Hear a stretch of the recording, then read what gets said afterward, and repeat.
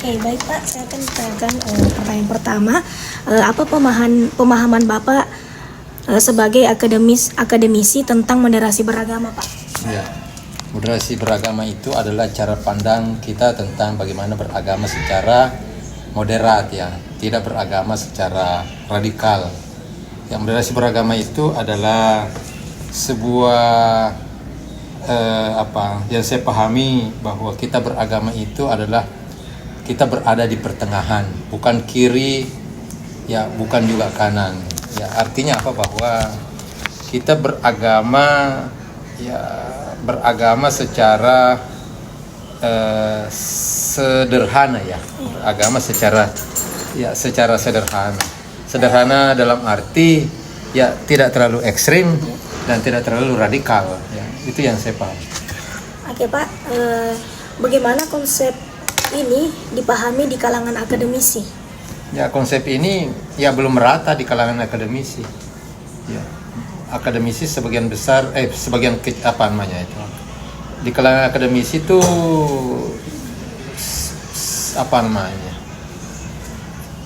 belum dipahami secara maksimal, belum dipahami secara total tentang apa sesungguhnya disebut dengan moderasi. Ya. Sejauh mana tingkat pemahaman kalangan akademisi mengenai moderasi beragama, Pak?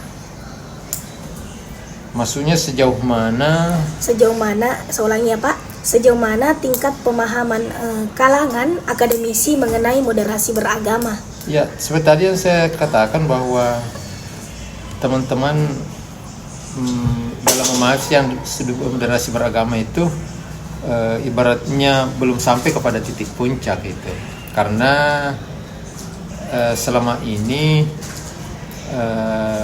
moderasi beragama yang dipahami itu hanya melalui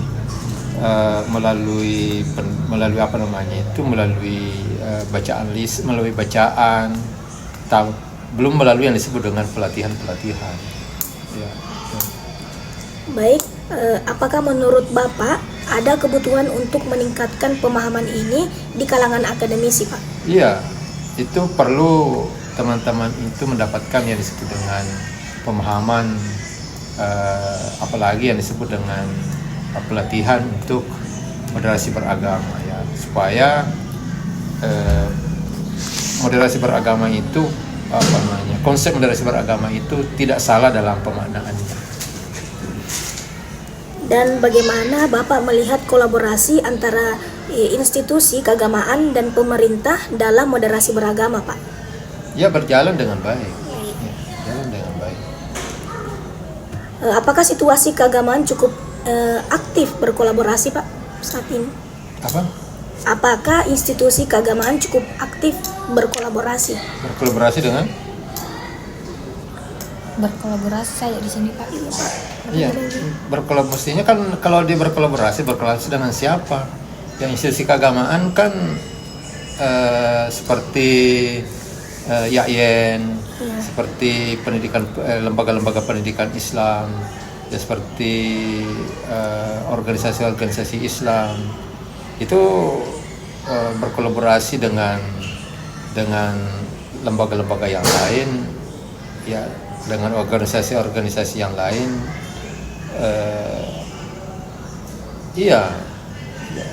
cukup berkolaborasi. Apakah menurut Bapak ada forum yang efektif untuk memfasilitasi dialog lintas agama, Pak? Ya, saya kira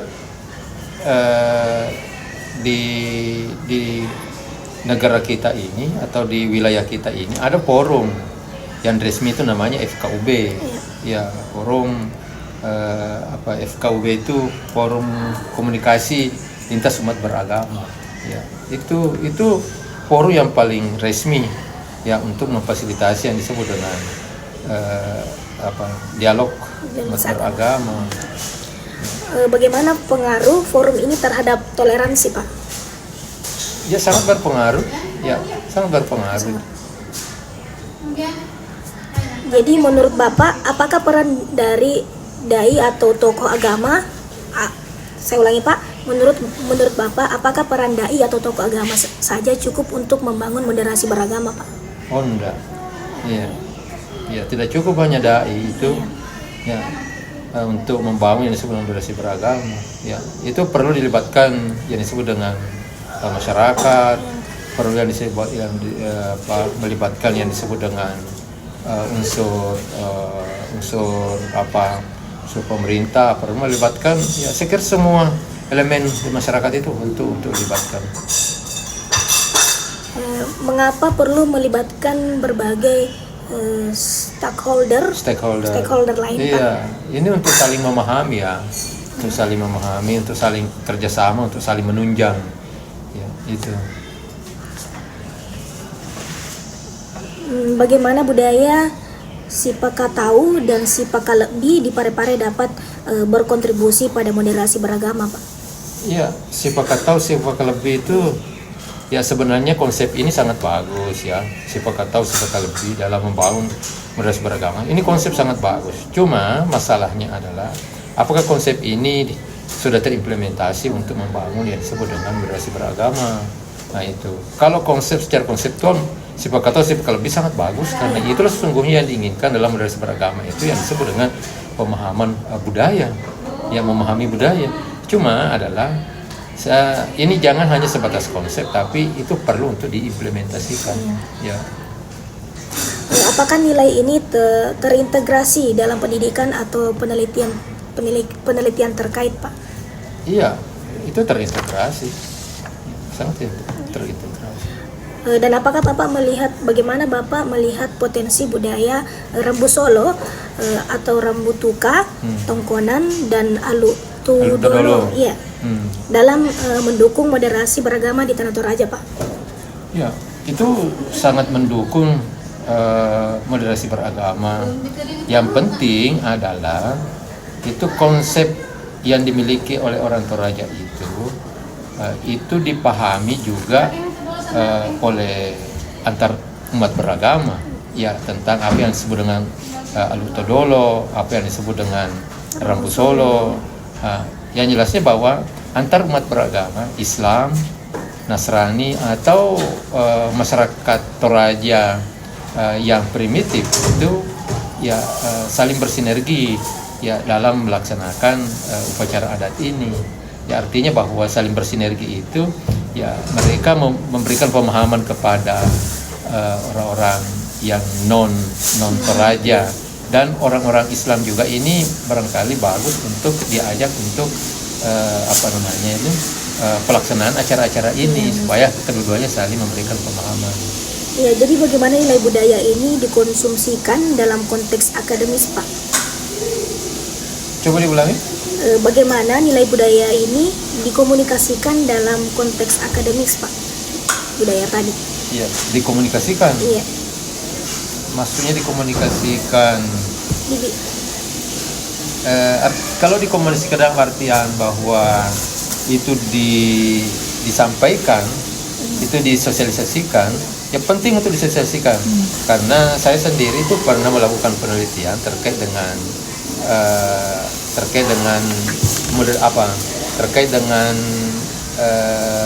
moderasi beragama di kerukunan, bukan moderasi, kerukunan antar beragama di Tanah Toraja. Itu terjadinya kerukunan antar umat beragama di sana itu karena didukung oleh budaya-budaya ini. Ya, jadi budaya ini sangat memberikan kontribusi sangat penting untuk dikomunikasikan agar supaya itu menunjang yang disebut dengan moderasi beragama. Ya. Lanjut, Pak, apakah Bapak menggunakan nilai Sipakatau dan Sipakalebi dalam menyampaikan pesan moderasi beragama di Parepare, Pak? Oh iya, kita harus Sipakatau, kita harus Sipakalebi dalam menyampaikan moderasi beragama karena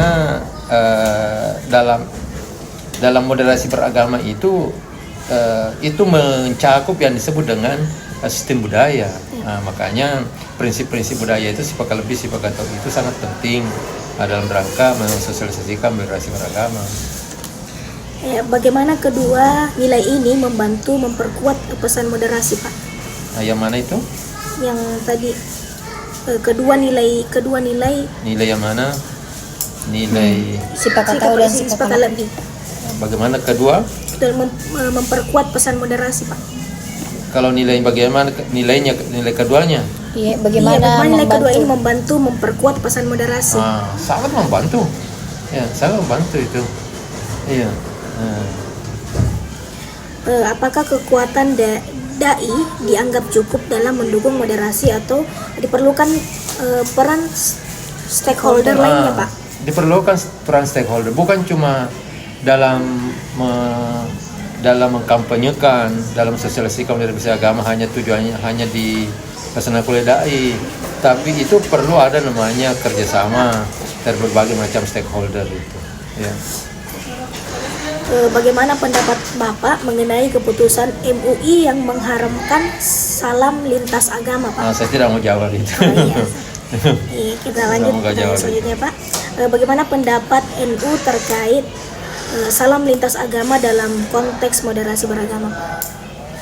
Ya, sebenarnya persoalan salam itu, kalau kita mengacu pada moderasi beragama, apa yang dimaksud sebenarnya konsep dasar moderasi beragama itu, yaitu bagaimana menghargai, bagaimana kita saling bertoleransi. Ya, dibawa kepada salam moderasi, ya menurut saya apa yang disampaikan oleh kelompok atau ormas NU itu tidak apa-apa ya, itu tidak apa-apa, karena ini saling menghargai. Cuma kalau dibawa kepada persoalan keyakinan, itu lain lagi ceritanya. Gitu. Jadi bagaimana pandangan DDI dan Muhammadiyah terkait penggunaan salam lintas agama, Pak? Saya belum pernah dengar itu. Iya. Belum pernah saya dengar. Bagaimana kesepahaman antara stakeholder dalam kolaborasi untuk mendukung moderasi beragama, Pak? Kesepahaman. Ya, keduanya saling memahami. Apakah ada pandangan bahwa tidak semua aspek harus ditoleransi dalam konteks moderasi, Pak? Iya, tidak semua aspek harus ditoleransi.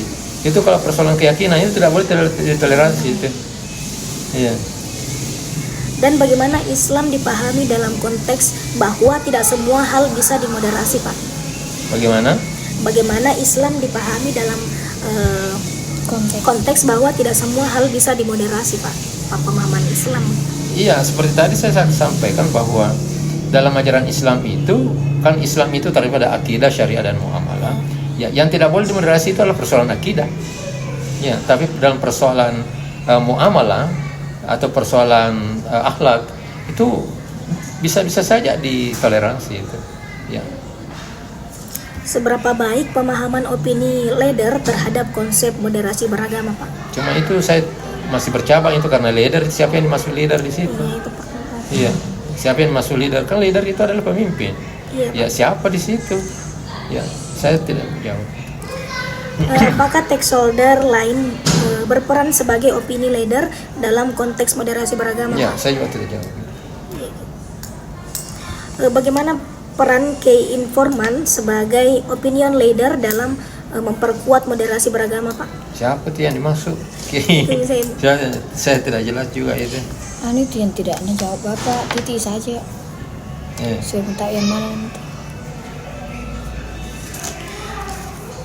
Apa yang Bapak amati mengenai perubahan budaya lokal dalam 3 tahun terakhir, Pak? Ya, perubahan budaya lokal ya dalam 3 tahun terakhir. Ya, perubahan yang dimaksud itu sebenarnya apa yang dimaksud perubahan? Ya, itu juga apa yang diamati perubahan budaya lokal. Yang jelasnya sebenarnya itu budaya lokal kita itu hari ini itu saya mau mengatakan terjadi pergeseran nilai, mungkin sebenarnya ada terjadi pergeseran nilai itu yang budaya lokal kita. Nah, kenapa terjadi pergeseran nilai? Karena sebagian di antara kita itu kurang paham lagi tentang yang disebut dengan konsep budaya lokal. Ya, itu. Bagaimana proses penguatan budaya lokal berlangsung dan apakah terdapat aspek keterburukan atau keterpurukan, Pak? Ya, betul itu, terdapat aspek keterpurukan. Bagaimana peran opini leader formal dalam moderasi beragama, Pak? Ya, perannya itu sangat berperan dalam dalam sosialisasikan. Ya. Seperti kita di kampus kita sebagai opinion leader kan adalah rektor. Ya. Itu sangat berperan dalam menyampaikan. Bagaimana peran opini leader non formal dalam mendukung moderasi, Pak? Ya, non formal siapa sebenarnya dimaksud di sini non formal? Apakah Pak RT? Apakah itu juga saya tidak paham. Siapa yang dimaksud non formal? Apakah Pak RT? Apakah siapa? Kita lanjut, Pak. Bagaimana fenomena satu rumah beda agama di Toraja dilihat sebagai bentuk moderasi beragama, Pak? Oh, ya betul. Saya pernah ke Toraja itu. Ya, dan bukan cuma di Toraja. Ya, di kampus saya itu di Topeng itu satu rumah itu terjadi perbedaan keyakinan dan itu berjalan dengan baik. Artinya dia saling menghargai dan itu yang disebut dengan konsep sipakat tahu, sipakat lebih. Ya, artinya masing-masing ya silakan Anda memilih ya sesuai dengan keyakinan Anda. Itu. Mengapa ada urgensi dalam pengembangan model komunikasi moderasi beragama, Pak? Apa? Mengapa ada urgensi dalam pengembangan model komunikasi moderasi beragama? Itu sangat urgen ya dalam pengembangan ya, karena ya dalam menyampaikan yang disebut dengan moderasi beragama itu dalam mengkomunikasikan itu perlu ada konsep yang kita gunakan ya. Bagaimana sebenarnya menyampaikan konsep ini gitu. Ya, jadi itu sangat urgen ya.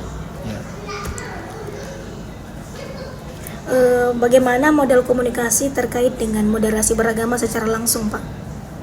Maksudnya moderasi? Bagaimana model komunikasi terkait dengan moderasi beragama secara langsung? Itu yang saya tidak paham. Moderasi beragama secara langsung, apa itu yang disebut dengan moderasi beragama secara langsung? Setuju saja. Ya, kita lanjut, Pak. Apa yang dapat kita pelajari dari penelitian terdahulu mengenai moderasi beragama? Penelitian terdahulu yang mana? Yang Bapak ketahui apa? Yang Bapak ketahui? Penelitian terdahulu? Iya. Siapa yang melakukan penelitian terdahulu? Itu juga tidak jelas.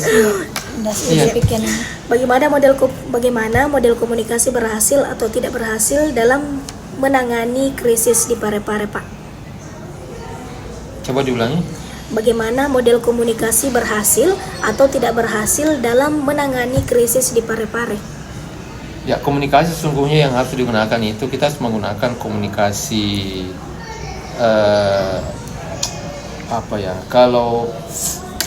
kalau dalam bahasa Al-Quran itu kita harus menggunakan yang disebut dengan komunikasi kaulan karimah. Ya, yang disebut dengan kaulan karimah itu ya bagaimana kita berkata-kata dengan baik, berkata dengan bijak, berkata dengan penuh hikmah.